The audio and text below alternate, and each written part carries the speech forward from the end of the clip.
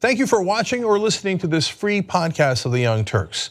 We want to make sure that you get some portion of the show every day, but if you want the full show, which is actually 5 segments, come become a member and support independent media as well. tytnetwork.com/join. Meanwhile, enjoy the free podcast. Hi everybody, welcome to the Young Turks. I'm Anna Kasparian. That's John Iadarola. He's going to do the show with me today. I will. Almost half of it. Almost half of it, yes. Hour 2 is when Brett Ehrlich joins in. He will be leading the second half of the show. Dear God. It's going to be good. It's going to be good. Brett is, I saw him like editing some videos, and he has a little bit too much fun with that. Sometimes, yeah. And I mean that in the best possible way. He's a very creative storyteller, so I'm really looking forward to it.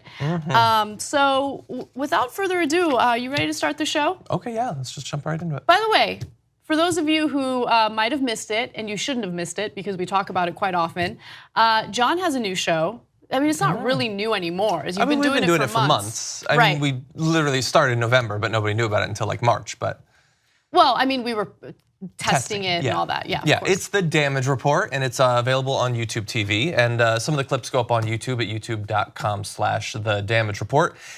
But it's on YouTube TV, Pacific, 9 to 10 a.m., obviously 12 to 1 every day Eastern. And we do a rundown of the most important stories of the day. Politics, breaking news of all sorts. We have tons of amazing guests. A lot of the big progressive candidates in the primaries. Alexandria Ocasio-Cortez was on. We had the national director of the DSA recently. We've had tons of great people. Ben Jealous is going to be on the program on Friday. Yeah. Cori Bush is on next Tuesday. So a lot of really great guests as well. All right, that's great. Yeah. All right, so let's get started with some of the stories of the day. And this next one is indicative of what Trump does when there's something that actually works to his advantage and he wants to twist it and further use it to his advantage. All right. Today, Donald Trump tweeted unsubstantiated claims regarding Russia and how the Russian government is attempting to help Democrats win in the midterm elections. So let me just read you the tweet verbatim and then we'll dissect it and give you what the reality is. He says, quote, "I'm very concerned that Russia will be fighting very hard to have an impact on the upcoming election." Well, so far he's correct, based on the fact that no president has been tougher on Russia than me. Okay, let's stop there. Let's stop there, okay. No one has been tougher on Russia than me. If you can recall, just last week, after his disastrous joint press conference in Helsinki, he was asked by a reporter whether or not Russia has been targeting us here in the United States. And here's what he had to say. Is Russia still targeting the U.S.? Is Russia still targeting the U.S., Mr. President? Press, let's go. Make your way out. No, you don't believe that to be the case? He said no. Thank you. That Russia is not targeting us. Well, okay. So let's read the rest of his tweet. Based on the fact that no president has been tougher on Russia than me, they will be pushing very hard for the Democrats. Really? Well, Vladimir Putin also spoke to press about whether or not he wanted Trump to win the general election. What did he have to say? Do we have a video on that? Do you want President Trump to win the election? And did you direct any of your officials to help him do that? Да, я хотел, чтобы он выиграл. Yes, I did. Yes, I did. Because he talked about bringing the US-Russia relationship back to normal. Putin just last week on the record saying that he wanted Trump to win the election. And here's Trump today arguing that Russia is going to meddle in the midterm elections to help the Democrats. Okay. Maybe he's onto something. I mean, you know maybe what he's Russia's onto? that clever. He's on to reports indicating that there are Democratic candidates who are doing well in primaries. And this is very similar to what Trump did prior to the general election in 2016 when he believed that he was going to lose to Hillary Clinton. What did he say? He repeated over and over again that the election was rigged. And so when he thinks he's going to lose, or when he thinks right-wing politics are not polling well with the American people, He will claim that something's been rigged. In this case, he's claiming that Russia is going to meddle on the Democrats' behalf. I mean, it's absolutely ridiculous. And the only reason why I'm covering it, because who cares? Trump says all sorts of ridiculous things. Only reason why I'm covering it is because we know what his base is like. And we know that if he plants that seed and Democrats do perform well during the midterms, their reaction to it could be dangerous. And that's my only concern. Yeah, and I mean, it's already done. Like, based on this tweet alone, what percentage of Republicans now will argue, you'll see the memes, you'll see the tweets that Russia's actually working with the Democrats. I mean, is it already 15%? Is it gonna be 30% soon? I mean, a third of Republicans still don't think that Russia meddled in the 2016 election. I'm not even talking about like colluding with Trump or anything. I mean, were they involved at all? Like, depending on what day you talk to him, even Trump acknowledges, let alone the rest of his administration and Republican senators and all that, there should be like 1% of the country that doesn't acknowledge that it happened. At various points, Trump is actually in that group, but now he's actually twisted it around so it's the Democrats. And the thing is, there are some people, politicians and people in media, who report based on fantasies that they have. They think of the world they wish they could report on, and they just do it. So Sean Hannity last night said Mueller should be investigating Hillary Clinton for colluding with Russia. Because these people have no attachment to reality whatsoever.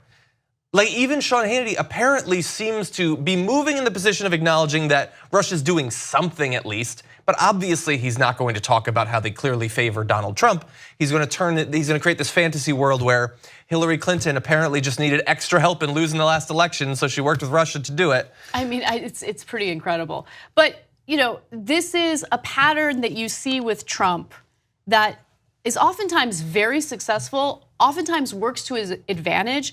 Look, regardless of how much I dislike Trump, how much I disagree with what he's done as president, how much I disagree with the fact that he is not mentally equipped to do one of the most important jobs in the world, I have to acknowledge that he is masterful in messaging, right? He's so good at it. Another example would be how he took the issue of fake news and twisted it on its head so it benefits him. I mean, fake news helped him. It helped him win the election. I would argue that he is masterful only because the people that he's pitching it to are insane. And you can say anything you want. It would be really masterful if you had to be clever about it, but he doesn't have to be clever about it. He can say anything he wants and they'll eat it up. True, I think that there's definitely truth in that, but he's the kind of person who will never take responsibility when he's wrong. He will never apologize. He's incredibly defiant, and he will see something that could hurt him, and he will actually utilize it as a tool to help him in his messaging. And again, that's what happened with fake news. I mean, fake news was a problem. I don't disagree. Yeah. Well, I will just say this.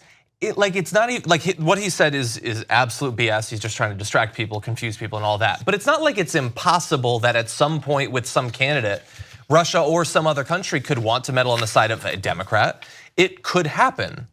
And if there is evidence of it, then we should take it seriously. Right. But his tweet, months in advance of the election is not evidence of that. And I just want you to keep this in the back of your mind as we move towards the elections, and especially once they happen. Because if it goes really poorly for the Republicans, they apparently are gearing up to pretend that this is why. It'll be absolute nonsense, but that is apparently what they're going to be, how they're going to defend themselves. And under normal circumstances, if they just want to sort of imply that, Alexandria Ocasio-Cortez, her win is illegitimate because supposedly Putin likes Democrats all of a sudden, in normal circumstances, I don't even really care about that. It's just conspiracy theories or whatever. But they are now in a position of power to potentially do something about it. And that's where you get into scarier territory. Right, exactly. It's pretty terrifying. And also just the response to the midterm elections, if things don't go Trump's way, like how his supporters, how his base will react to that. Yeah. That's something that concerns me. So we'll see how this develops moving forward, but he's planted that seed. Exactly, and one other thing I want to mention, just because we're talking about things that could potentially affect the election, we talked earlier this week on, it might have been on the main show as well, but on the Damage Report, Brooke Thomas and I talked about the new reporting on the explosion of race-based voter purges that have been going on, especially in states that had previously required additional clearance to do voter purges under the Voting Rights Act. Well, they destroyed the Voting Rights Act a few years ago, and now you're seeing an absolute explosion of millions of people being taken off of the voter rolls. Many of them, it will turn out, should not have been taken off. Many of those people will go and try to vote and find out that they're no longer registered.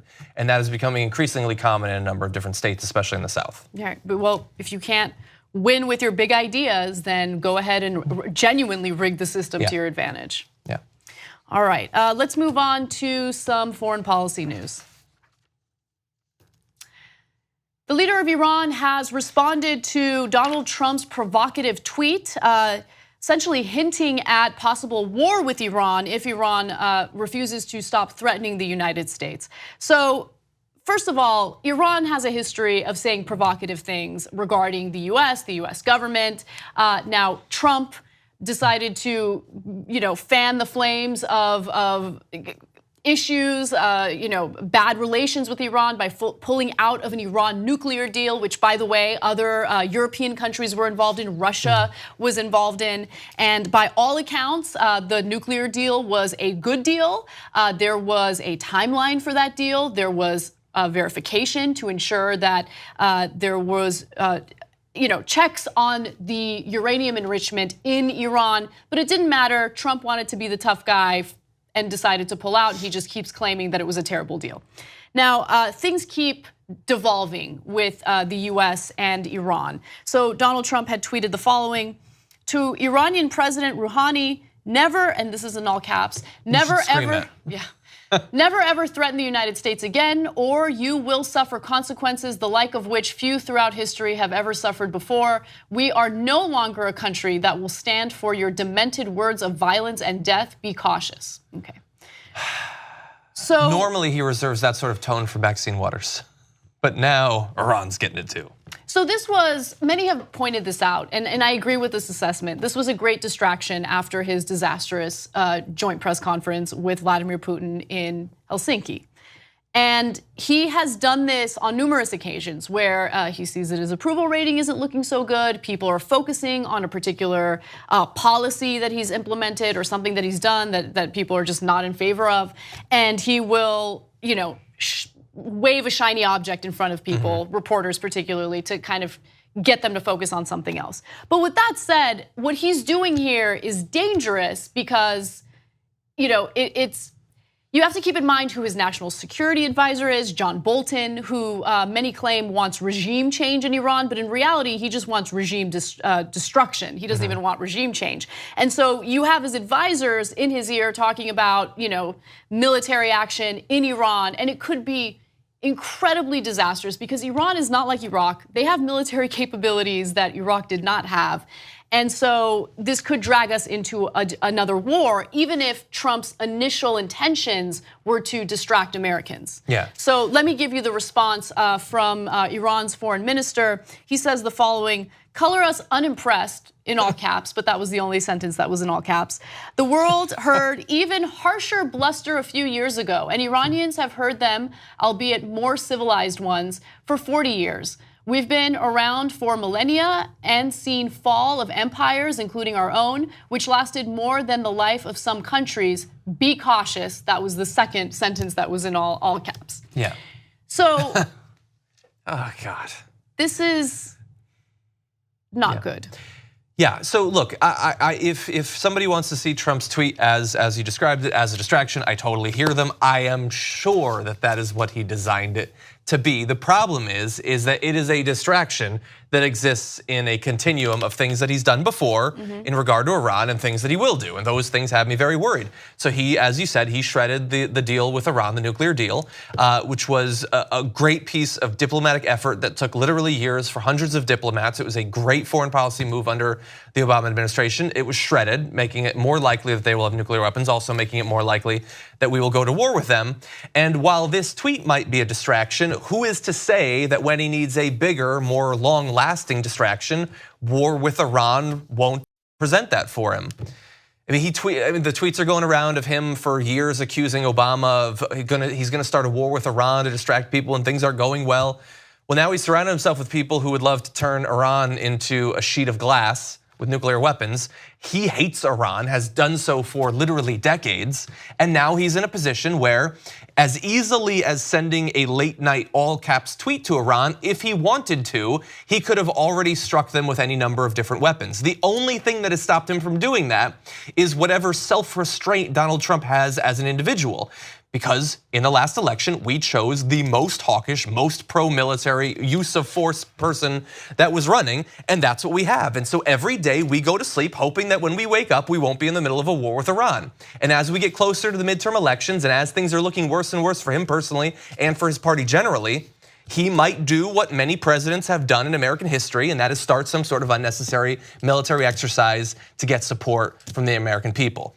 It's a sick thing that they might do, and that, based on my experience with America, might well work as well. Right. Well, here are some of the issues to consider if you want to look at this whole conflict in context, because there are other countries at play, there are other influences at play. As we know, Benjamin Netanyahu has been urging the US government to go after Iran for years now, and it seems as though he has Trump's ear when it comes to Iran.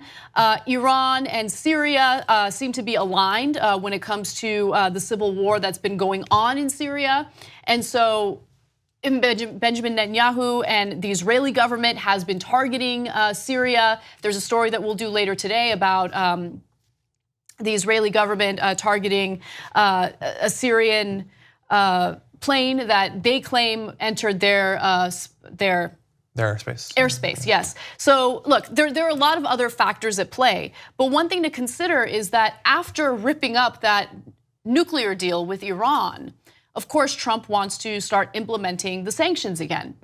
And there is some concern, Iranians have some concern that they are going to have trouble exporting some of their oil, which is one of the main ways that they raise revenue for their country.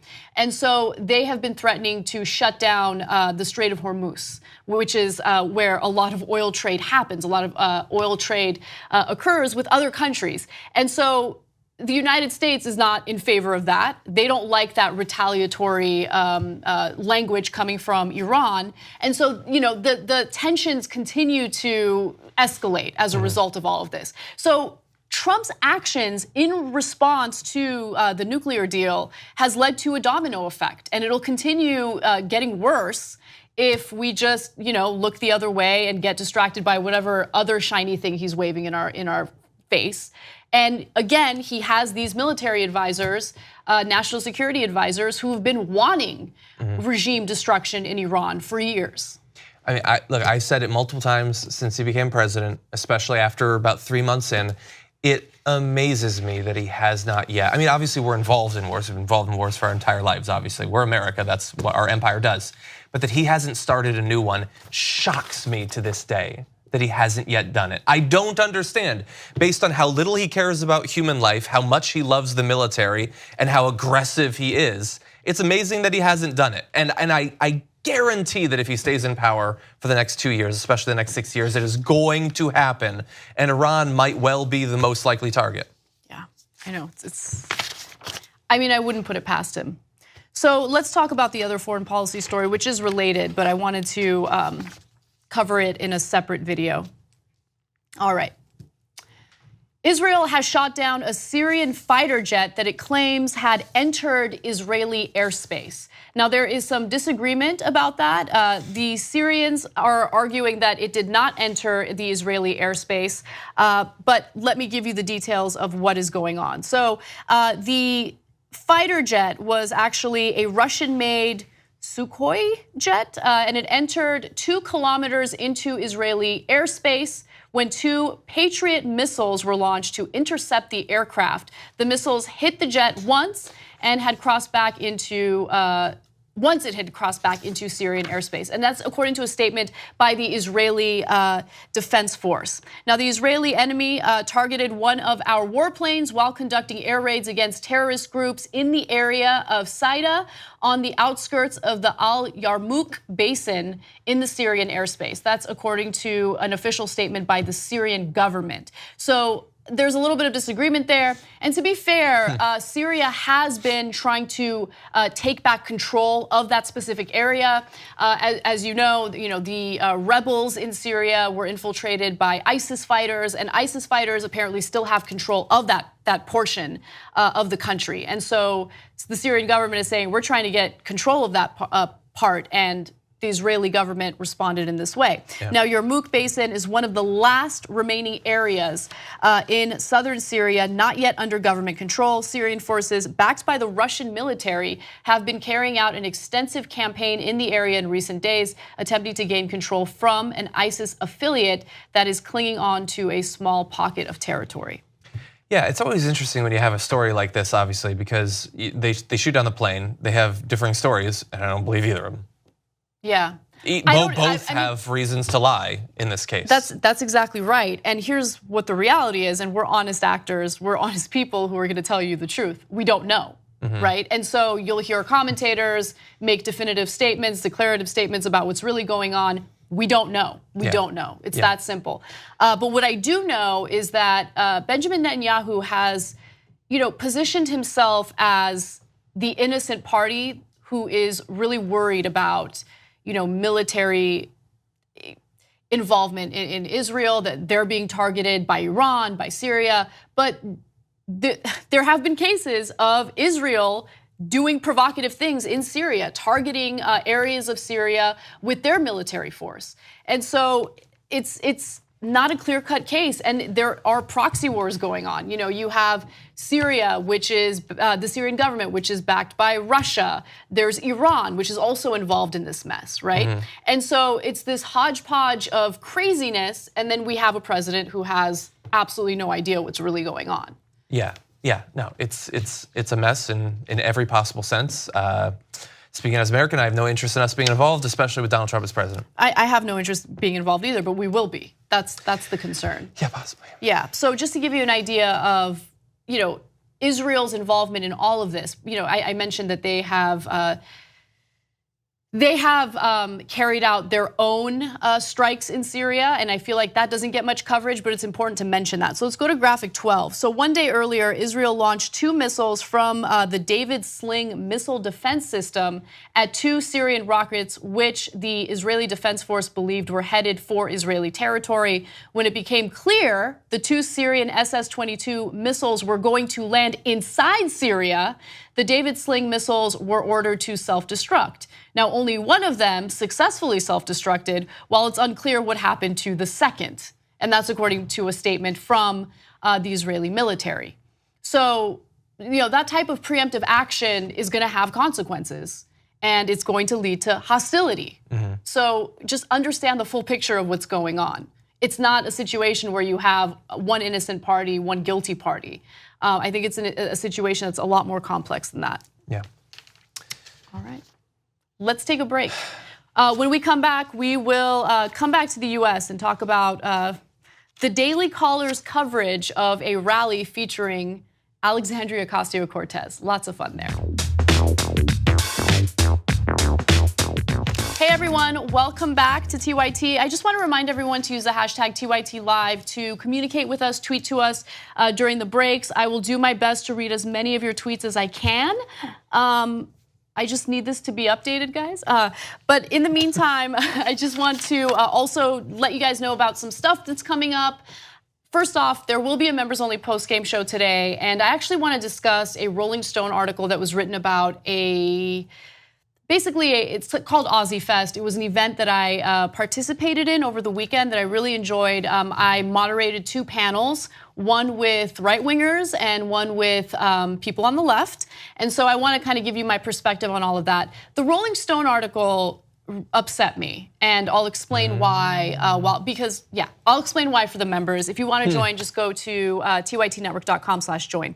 Also, on July 20, I don't know the exact date. It's on Thursday. What day is it? Tuesday. No, I know it's Tuesday, 24th. So Thursday is going to be the 26th. Yeah. On the 26th, I will be part of a panel. It's this Thursday. It's the Forbes 30 Under 30 panel for the Women in Media Conference. So I'm really looking forward to this. by the way, for the people who are already like, she's not 30, she's definitely not under 30. I mean, I know I'm not under 30. I won 30 under 30 when I was under 30. I'm 32 now, but they still have me participate in some of these discussions, which I really appreciate. Are they not merciful? Yeah, but here's the thing. If you can't be there, you can't buy a ticket, it's totally fine because we will be streaming it live. So again, it will be this Thursday and you can watch the live stream at facebook.com/theyoungturks at 9:30 a.m. Pacific time. Okay, so that's 12:30 p.m. Eastern time. All right. So let's get to one of my favorite stories of the day. This is great work by TYT Investigates.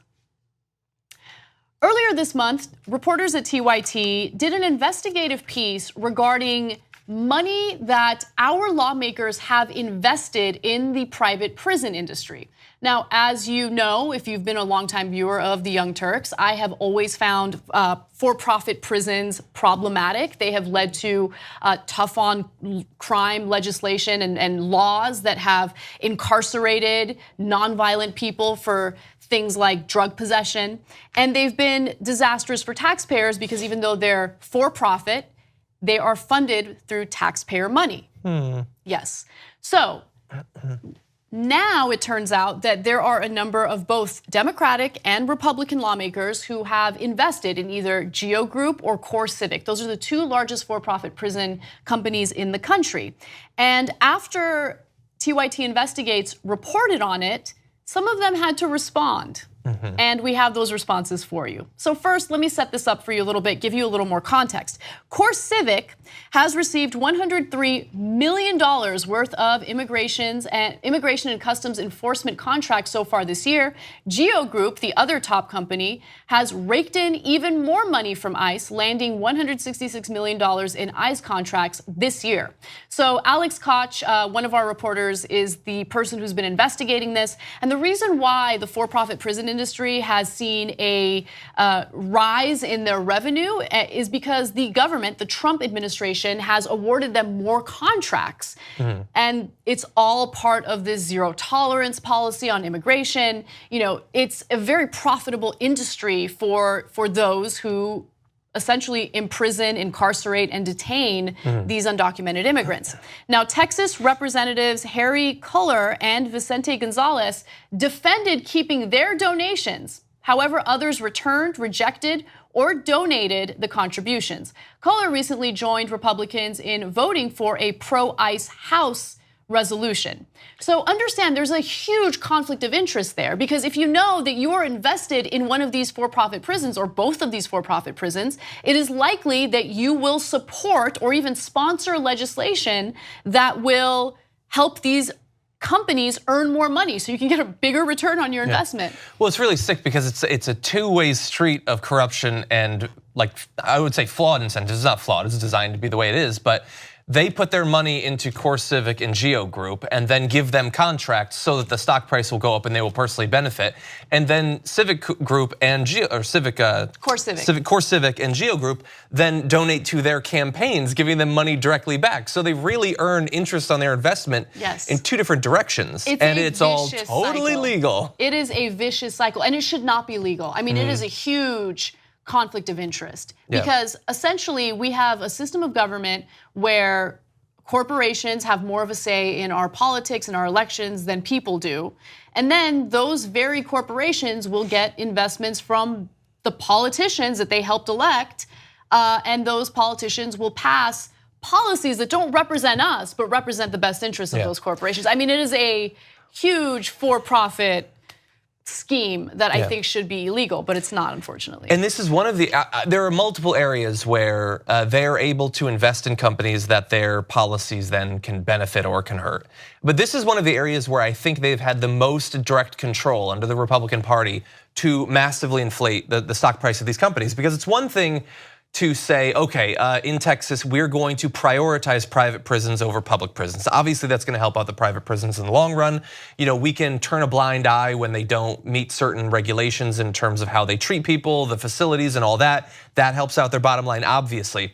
But the government doesn't often have as direct control as they had earlier this year when Donald Trump decided that rather than, as has been the case under past Democratic and Republican politicians, that people coming in for asylum are checked and then have to come back for asylum meetings. We are now going to hold every single one of them. We're going to prosecute every single one of them. They were able to pack in a very short period of time entire facilities full of people. I've never seen anything as direct. One policy change to a massive increase in the need for a private corporation services. Right. And we talk about this a lot, during production meetings and during personal conversations, which I hope you're comfortable with me sharing. But you jokingly said, what am I doing? I mean, as soon as Trump got elected, I should have just invested in one of these for-profit prisons because everyone knew that their stock prices would go up. And they did massively. And they did massively, absolutely. And so I want to reiterate that John was kidding when he said that, but it's frustrating to know. Totally kidding. And somewhere Alex Koch is Googling my name. He's investigating me. I didn't invest in him. I don't have any money to invest in anybody. No, but it's, and my response to you was, yeah, I mean, I totally expected it, but you got to live with yourself at the end of the day. And how can you live with yourself knowing that you are helping to fund an industry that profits off of the pain and destruction of people's lives? And so the ironic thing is that I can't live for myself, but for totally unrelated reasons. I mean, we know of people, private prisons.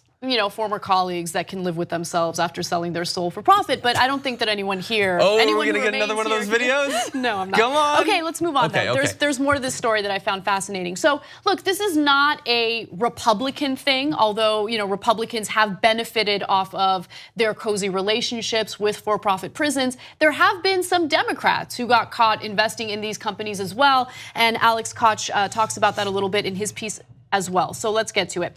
Democratic Florida Representative Lois Frankel owned up to $30,000 worth of stock in Tennessee-based CoreCivic, and that's according to her financial disclosure documents, which were reviewed by TYT.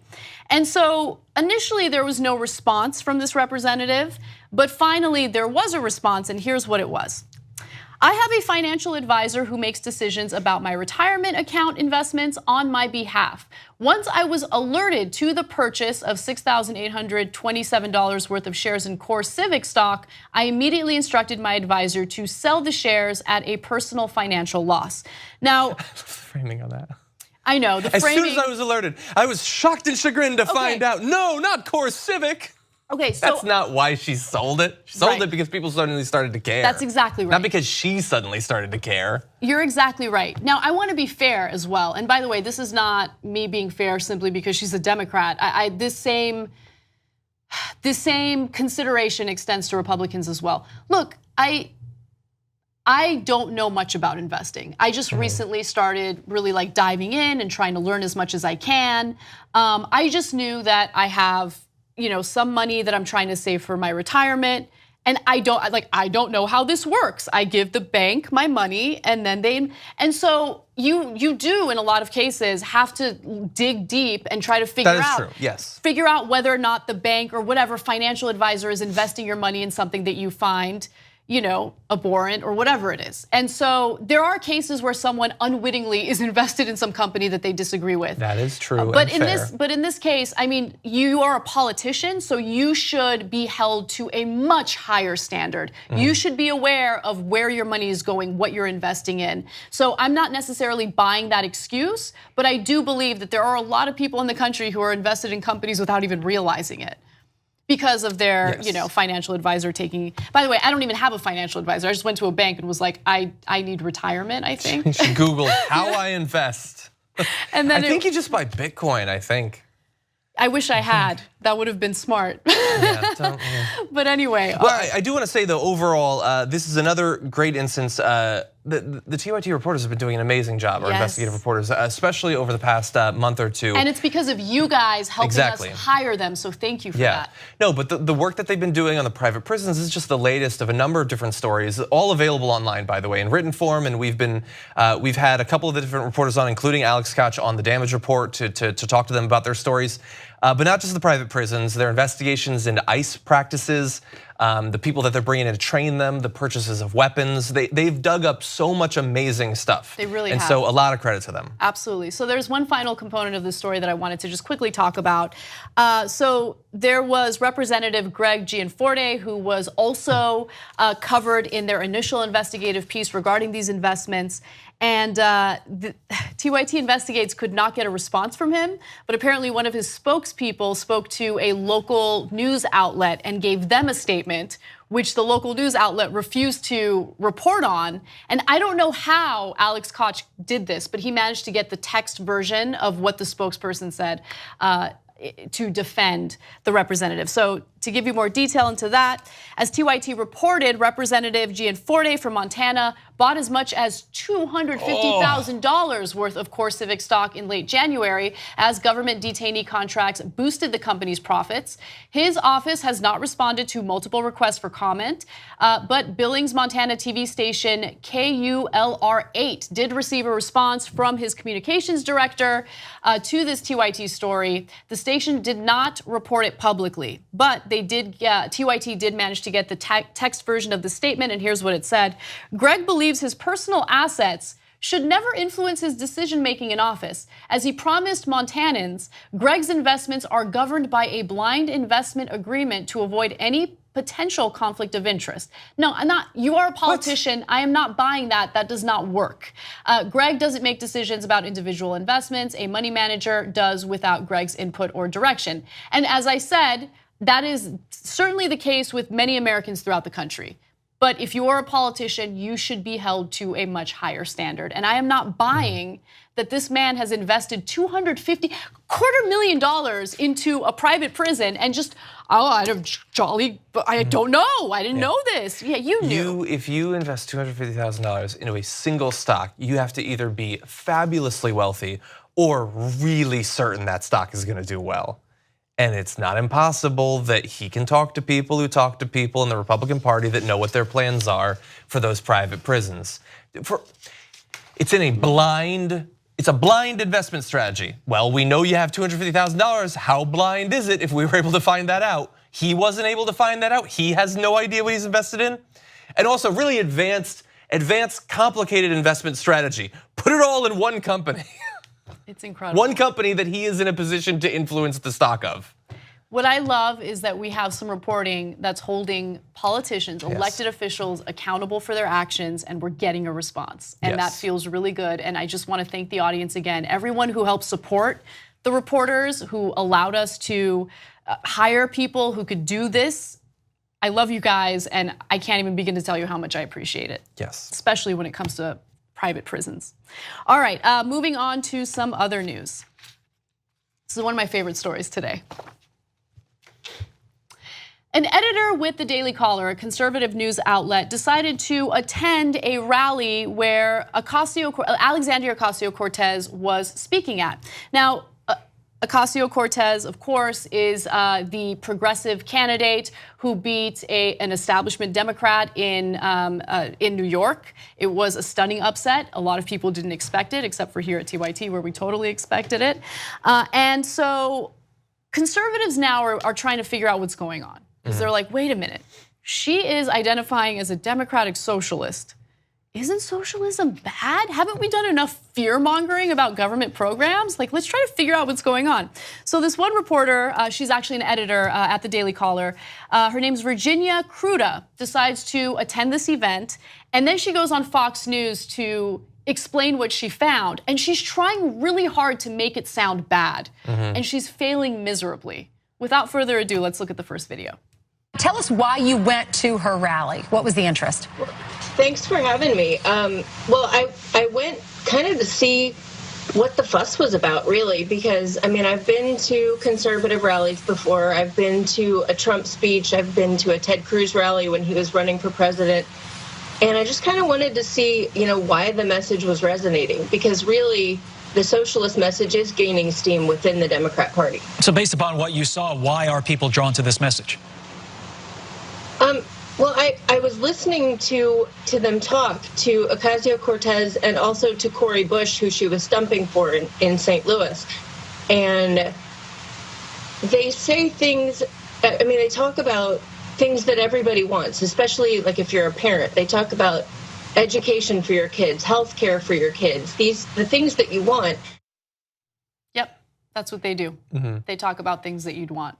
She should have gone to a Bernie rally over the past couple of years. It's so good. Like, I went to many. He talked about that stuff. I wanted to figure out what the fuss was about, so I was shocked to find that they were talking about issues, economic issues that impact Americans, and they addressed those issues and found solutions for them. Yeah.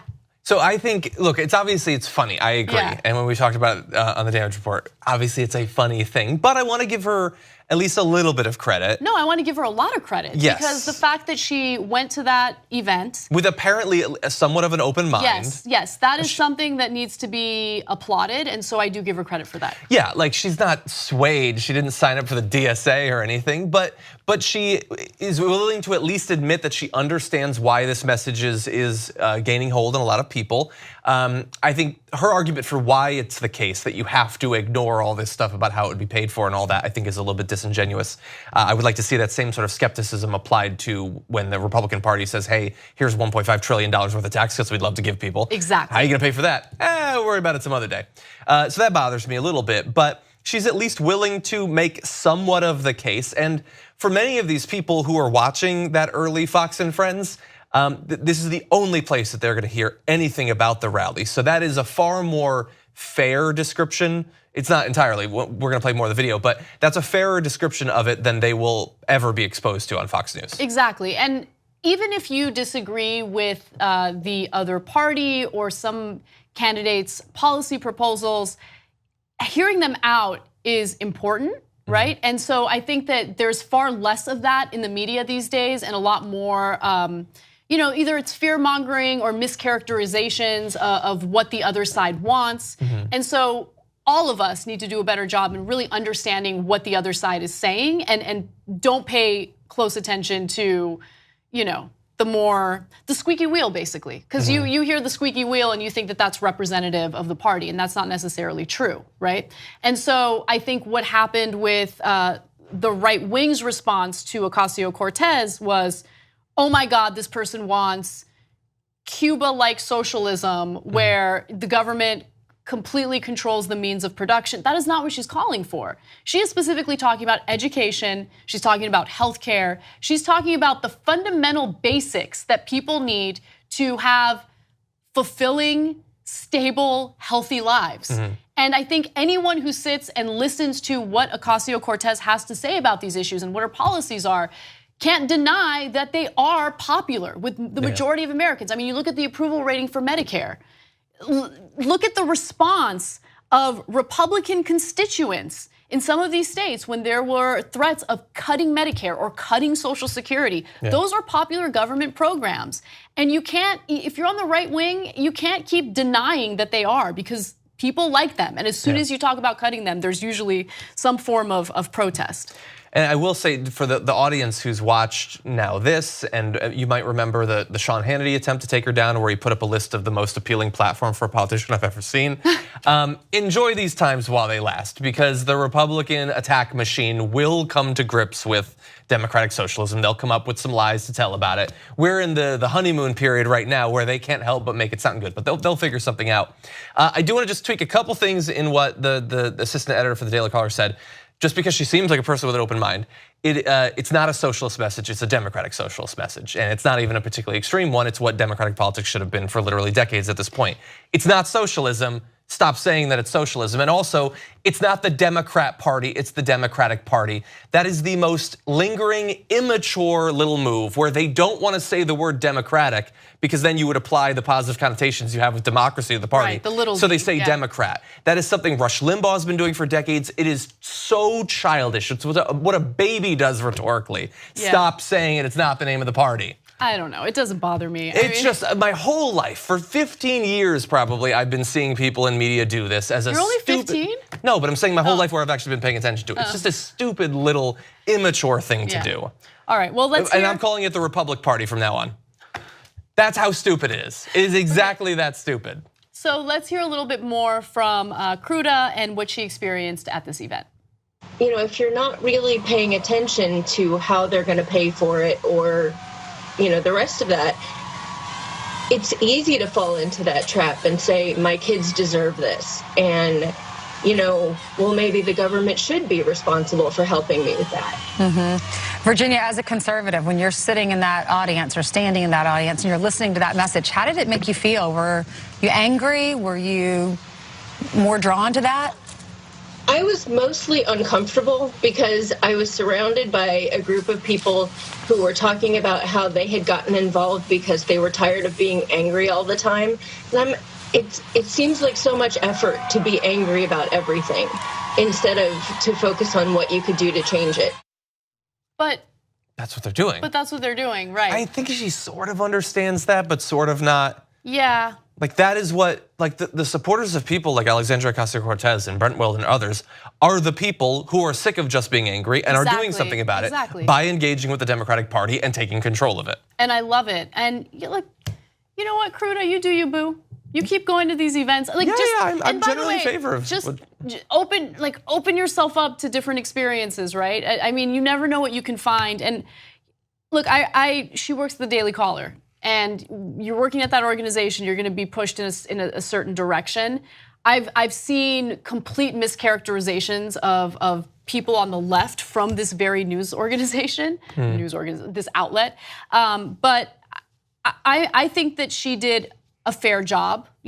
I think that if you do further investigation, you'll figure out exactly how these candidates propose to pay for the very programs that you seem to be in favor of. Right, that most Americans seem to be in favor of.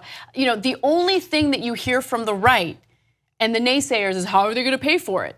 And it doesn't matter how many times Bernie Sanders specifically outlined how he would pay for his programs. Doesn't matter how clearly it's written on Alexandria Cortez's website. Doesn't matter how often they talk about how they're going to pay for it.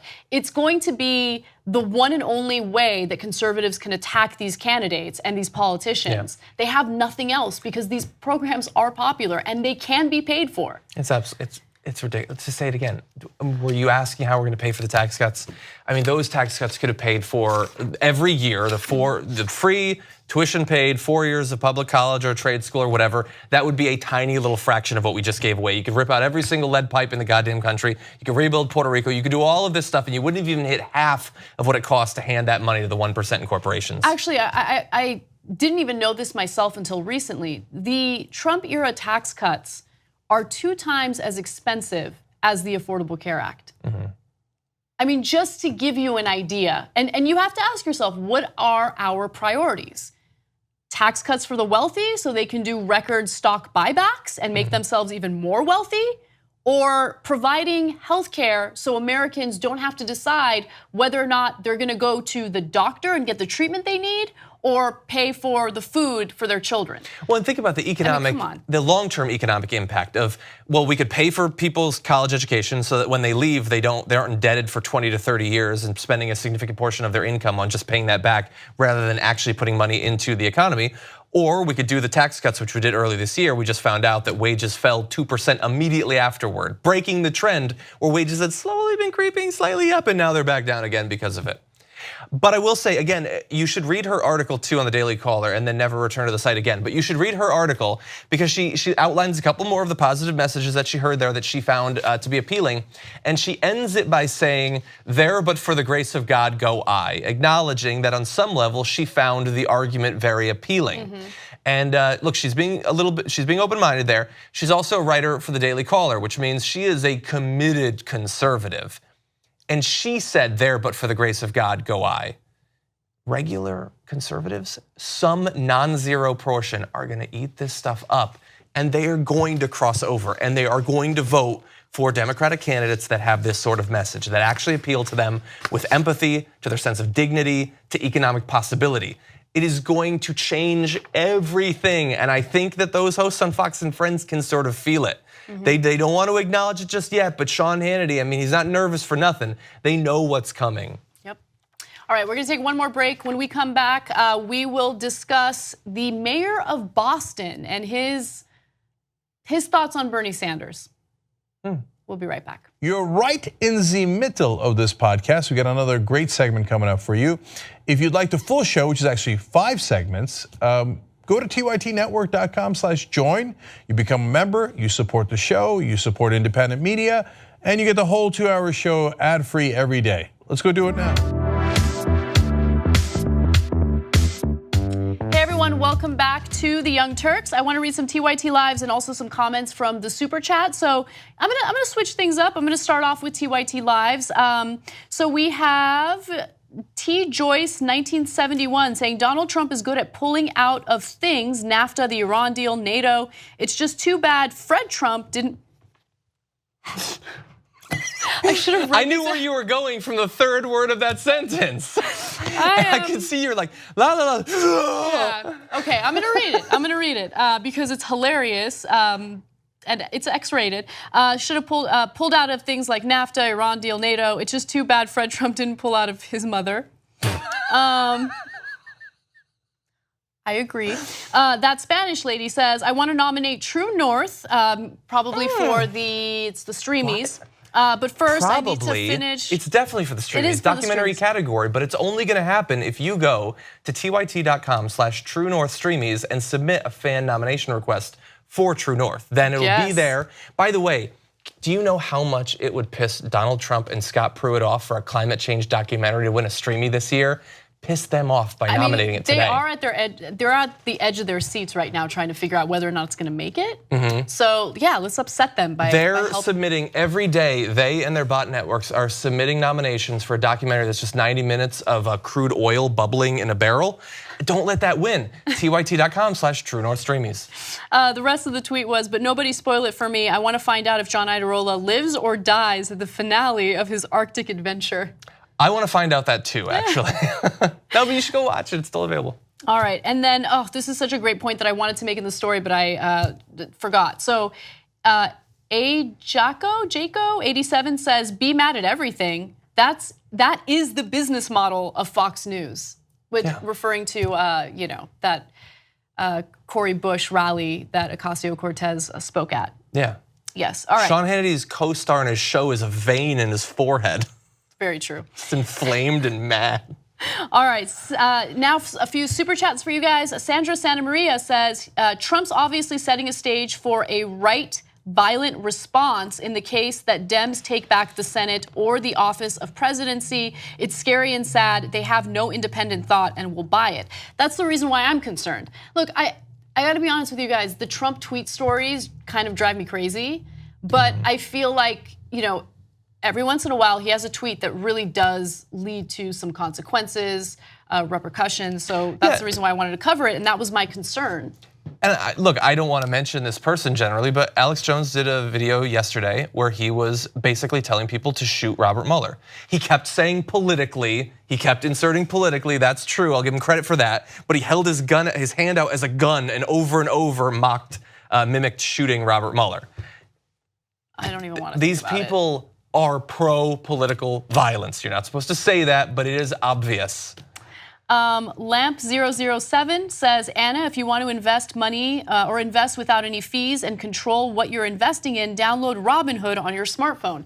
Actually, you are not the only person who recommended that. I did download it, and then they basically do a credit check, and I don't know why. And I put a freeze on all of my on my credit because of the whole Equifax thing. I mean, I feel like if you're a public figure, you should freeze all of your, credit bureau, whatever. So no one can open credit under your name. But yeah, so that happened. And every time you want to unfreeze it, whether temporarily or permanently, you have to pay. So it's an annoying process.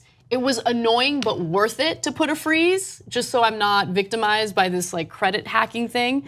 But I don't know if I don't have it in me to go through it again to open up an investment account. If I went to the trouble of freezing my credit, I would never unfreeze it.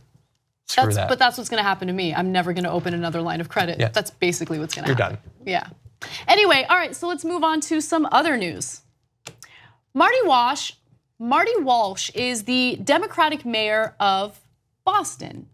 And he has some interesting things to say about the Democratic Party and the reason why Democrats lost in this last general election. Now, what I found interesting in his conversation with Politico, he was on one of their podcasts, was what he felt about Bernie Sanders and also how he believes most Americans feel about the banking industry and Wall Street. He doesn't get it, but I will allow you to decide for yourself. So let me give you some of his quotes. He says the following: "Those people who voted for Trump, they live in working class neighborhoods. The banking industry really does not impact on them unless they have a bad mortgage. Except the banking industry 100% has an impact on them because their tax dollars were utilized in these massive bailouts for Wall Street, for the banks, for the very people who destroyed our economy." Yes, you're right that it has more of a direct impact if they got a bad mortgage, but here's one thing that I think most Americans don't hear a lot about because the media refuses to cover it. The big banks received all sorts of benefits in the form of cheap money from the Federal Reserve, right? And the whole point of that was, we are giving you this money with incredibly low interest because we want you guys to lend it to small businesses, to Americans who are looking to, just rebuild their lives following this economic crash. It was, in my opinion, a bad policy because there were no checks in place to ensure that the banks did what they were supposed to do with that cheap money. Did the banks actually use that money to loan cash to small businesses or people who wanted to be entrepreneurs? No, of course they didn't do that. Did they help people, rebuild their lives? Of course they didn't. What did they do with that money? They did stock buybacks, which is what big banks also did and what the wealthy did with the tax cuts that Donald Trump pushed for.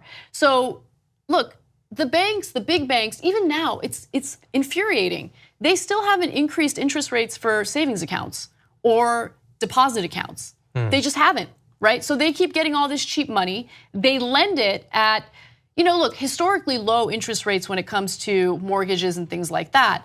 But they still haven't, really done anything with that money to help Americans. And so there's another example of them, just using cheap money from the Federal Reserve to profit even further.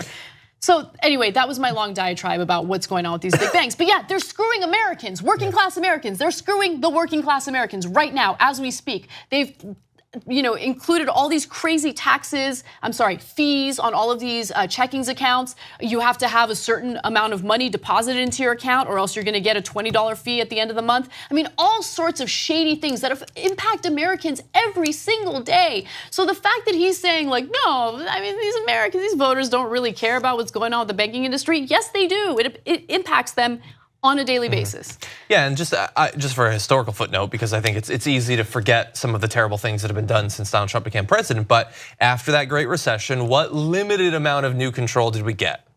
We got the Dodd-Frank bill, which had a little bit, not nearly enough, and they killed that. Once Donald Trump became president, the Republicans took over, they killed it, okay? So bear in mind, some of that was the result of money that the banks spent over the past nearly a decade to influence Republican politicians to kill those, and some Democrats, by the way. They took some of this money that was handed to them, gave it back to the people who handed it to them, and then got the regulations killed. It took them a few years, admittedly, but they did it.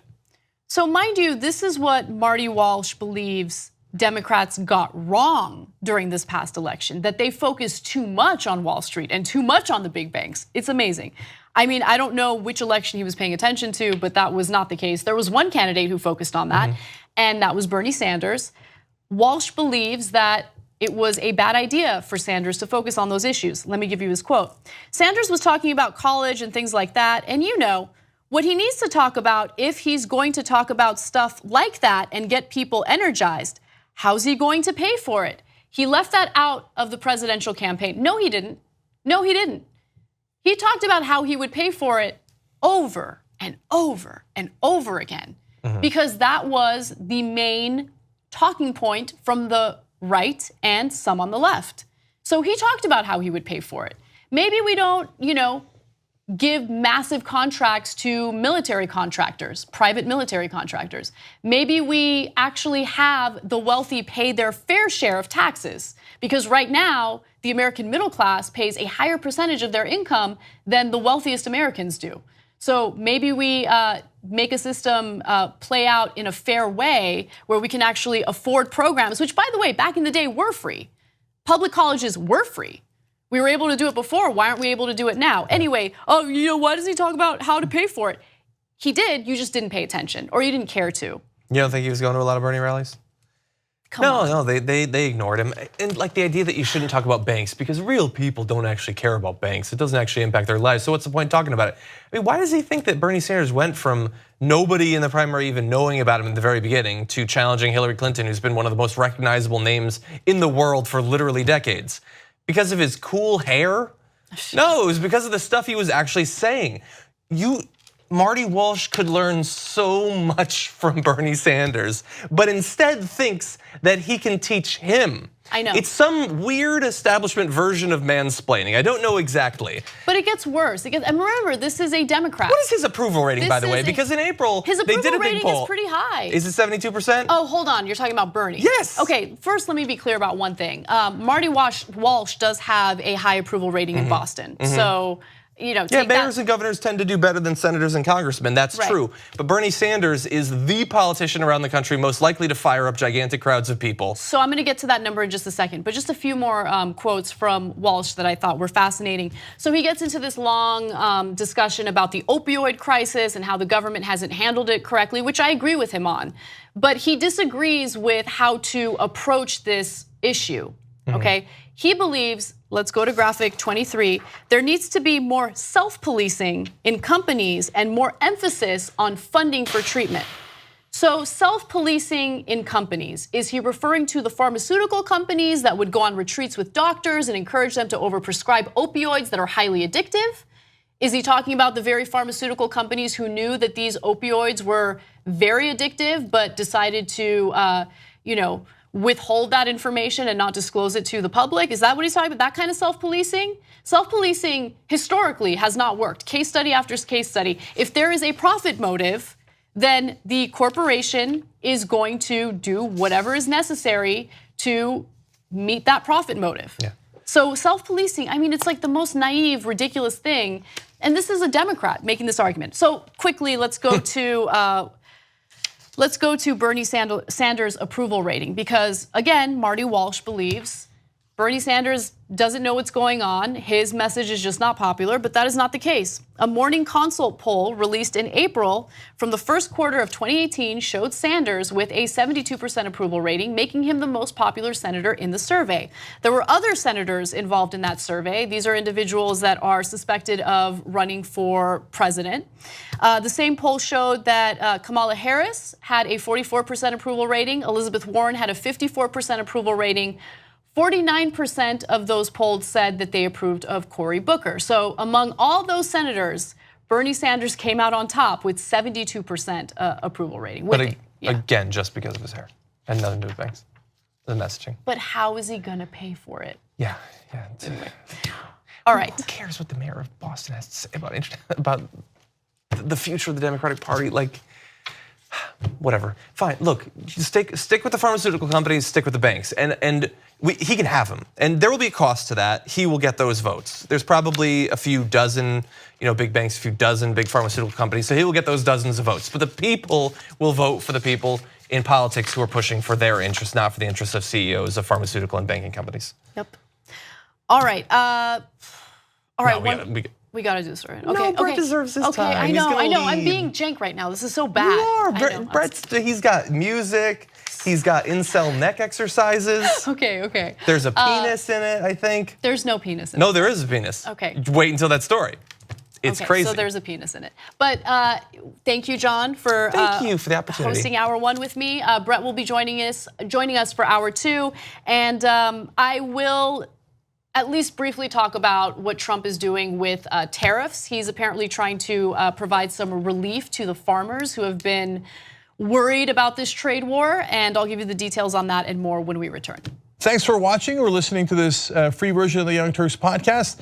You know that the full show is at tytnetwork.com/join. If you become a member, you get the full show ad-free. We love you for watching or listening either way. There's gonna be a new free podcast tomorrow. You can keep on doing that. But if you wanna get the full show ad-free, tytnetwork.com/join.